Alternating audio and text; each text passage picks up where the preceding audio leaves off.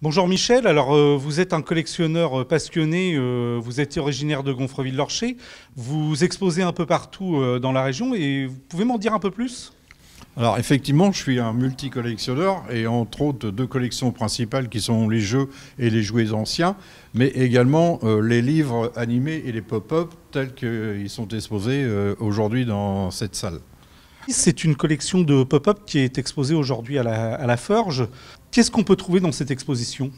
Alors différents types de livres sont proposés, alors particulièrement des livres destinés à la jeunesse, donc les écoles viennent entre autres visiter cette exposition. Le but dans un premier temps c'est de leur faire découvrir les livres et de les inciter à lire bien évidemment, mais sous une forme ludique puisque le livre animé et le livre pop-up c'est un amusement pour la même chose. Donc la découverte du livre, sa fabrication, comment on y manipule, parce que ce sont des livres très souvent assez fragiles, et quels sont les différents types de livres qu'on peut trouver, des livres de sciences, des livres de technique, d'architecture, et puis des histoires enfantines bien évidemment. Tu nous expliques qu'il y a des livres qui sont sur des thèmes différents, la science, des contes, etc. Mais j'ai vu à travers la démonstration que tu as fait aux enfants qu'il existait plusieurs types de livres, animés, pop-up. Alors effectivement, pour agrémenter un petit peu ce genre de livre, les concepteurs ont créé d'abord le livre animé qui est une image plate, mais animée par des systèmes, soit des tirettes, soit des volvels, c'est-à-dire des petits disques, ou bien des petites planches à soulever.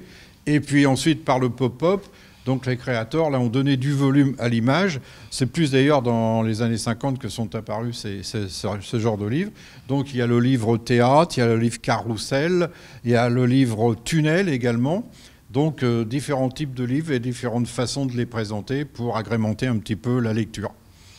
Pendant tes expositions, tu as toujours une partie démonstration avec les enfants.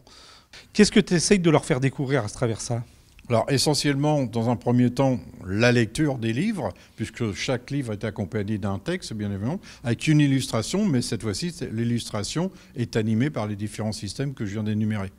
Alors Michel, mis à part cette exposition de livres pop-up à Harfleur-Laforge, tu as des jouets anciens qui tournent dans deux expositions. Tu peux nous en dire un peu plus?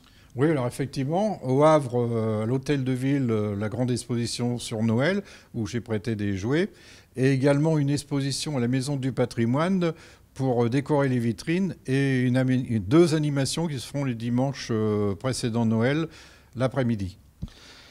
Merci Michel. À la prochaine et venez voir ces expositions. Merci, au revoir.